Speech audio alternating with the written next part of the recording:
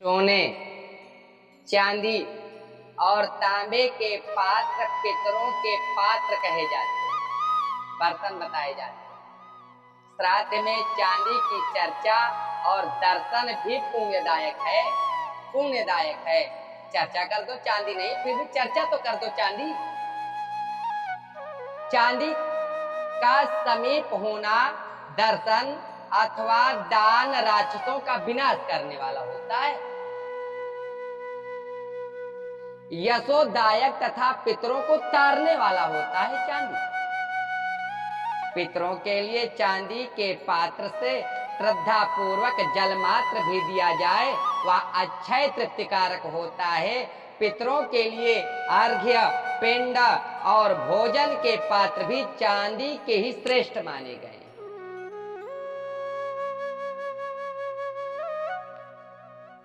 रौप्यां गुलेयं तर्जन्यां धृत्वा यत्तर्पयेत् पितॄन् सर्वं च शतसहस्रगुणं भवति नान्यथा। तथैवानामिकायां तो धृत्वा स्वर्णां गुलिं बुधः तर्पयेत् पितृसन्दोहं लक्ष्य कोटि गुणम भवेत। पद्म पुराण सृष्टि खंड 51, 56, 57।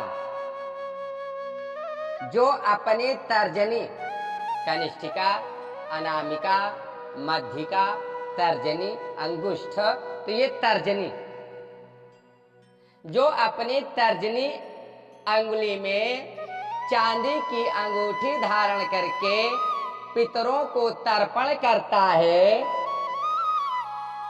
उसका सब तर्पण लाख गुना अधिक फल देने वाला होता है, लाख गुना अधिक।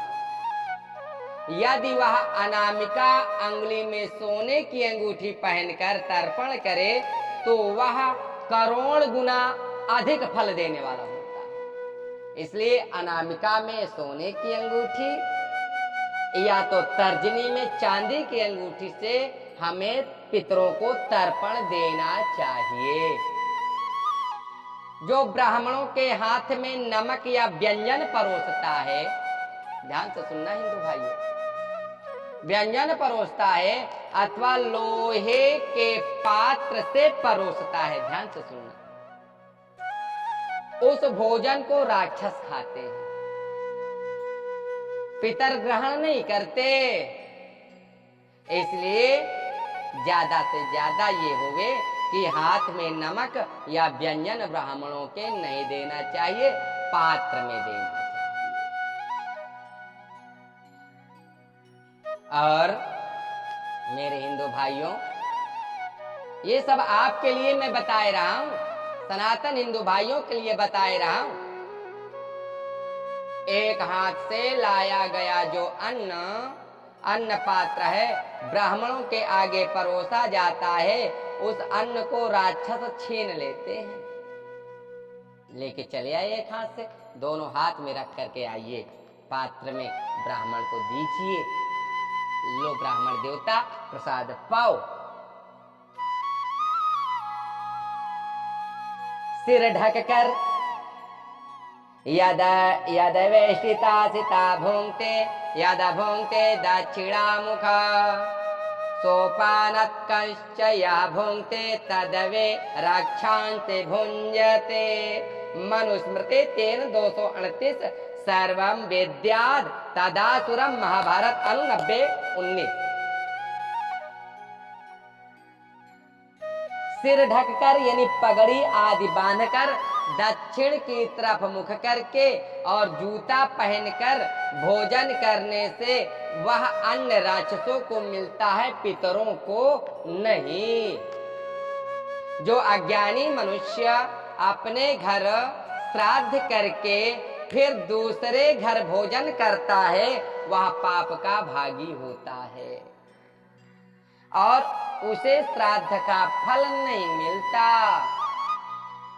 ब्राह्मणों को श्रद्धा पूर्वक गरम गरम अन्न भोजन कराना चाहिए, परंतु फल फूल और पेय पदार्थों को ठंडा ही देना चाहिए। जब तक अन्न गर्म रहता है तब तक ब्राह्मण मौन होकर भोजन करते हैं। ध्यान से सुनिए, जब तक अन्न गर्म रहता है तब तक ब्राह्मण मौन होकर भोजन करते हैं, और जब तक वे भोज्य पदार्थों के गुणों का वर्णन नहीं करते तब तक पितर लोग भोजन नहीं करते।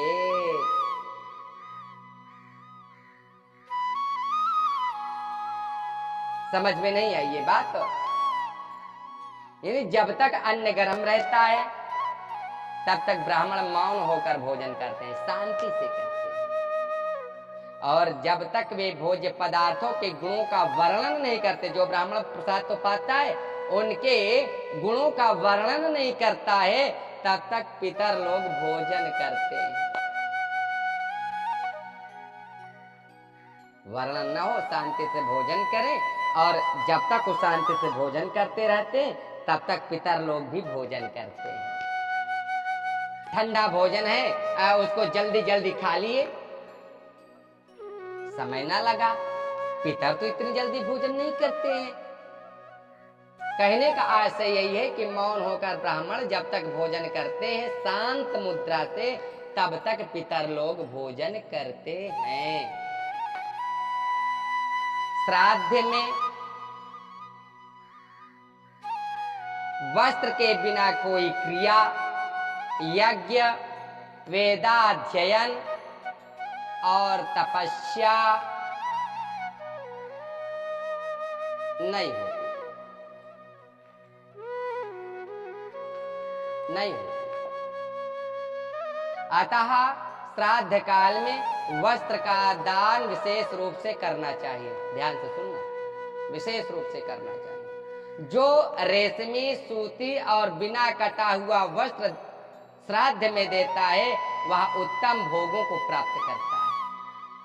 श्राद्ध में रेशम, सन अथवा कपास का नया सूत देना ही चाहिए।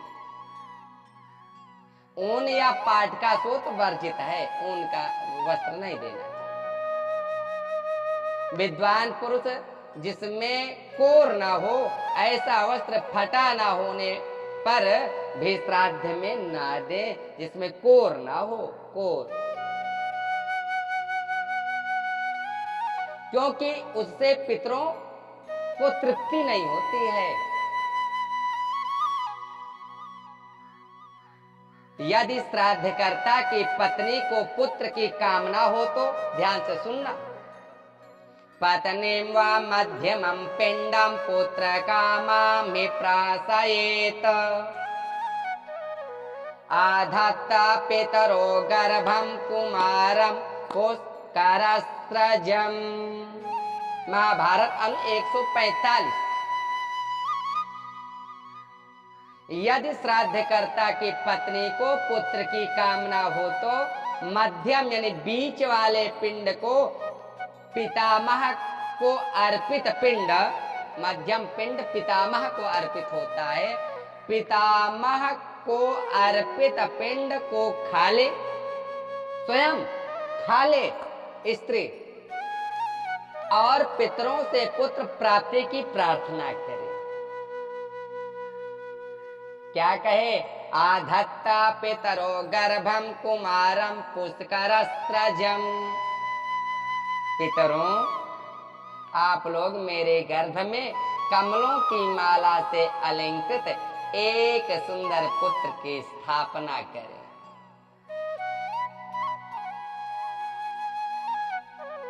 ऐसा करने से जरूर पिता उसे पुत्र की प्राप्ति कराते हैं, पुत्र की प्राप्ति कराते हैं।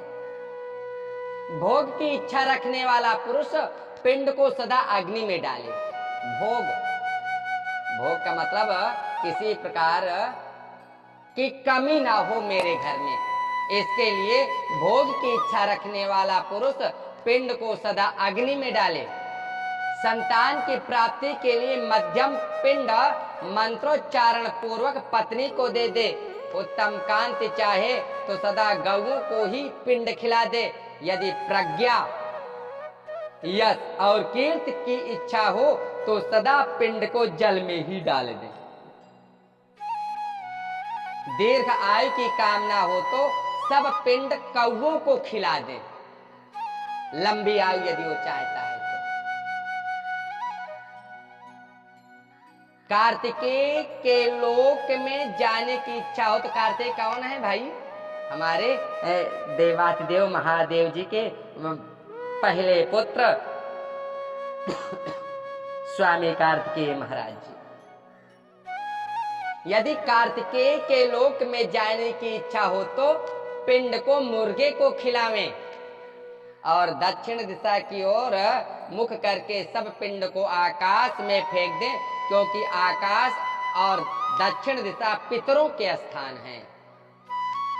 जो व्यक्ति अग्नि विष आदि के द्वारा आत्महत्या करता है, यानी अग्नि में अपने से अग्नि जलाकर मर जाता है, विष खा करके मर जाता है, उसके निमित्त अशौच तथा श्राद्ध तर्पण आदि करने का विधान नहीं है। जो जहर खा के मर गया, अग्नि में जल के मर गया, उसका कोई श्राद्ध तर्पण आदि करने का विधान नहीं बताया गया है। यदि श्राद्ध तर्पण किया भी जाए तो वह उसे नहीं मिलता है, नहीं मिलता है। श्राद्ध तथा अमावस्या के अवसर पर यदि मंथन क्रिया अर्थात दही बिलोना किया जाए तो उससे होने वाला मट्ठा मदिरा के समान तथा घी गोमांस के समान माना गया है। इसलिए श्राद्ध तथा अमावस्या के दिन दही मंथन नहीं करना चाहिए। श्राद्ध और हवन के समय तो एक हाथ से पिंड एवं आहुति दें, ध्यान से सुनना, पर तर्पण में दोनों हाथ से जल देना चाहिए।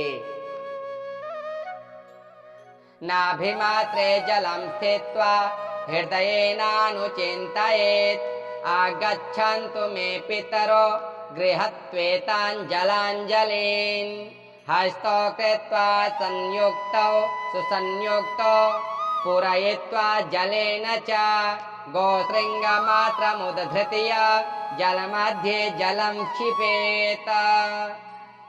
आकाशे चाक्षिपे द्वारे वारेस्थो दक्षिणामुखः पेत्रेणां स्थानमाकाशं दक्षिणां दिक्तथैव वा।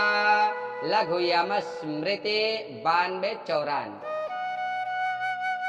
नाभि के बराबर जल में खड़ा होकर मन ही मन यह चिंतन करें कि मेरे पितर आए, यह जलांजलि ग्रहण करें।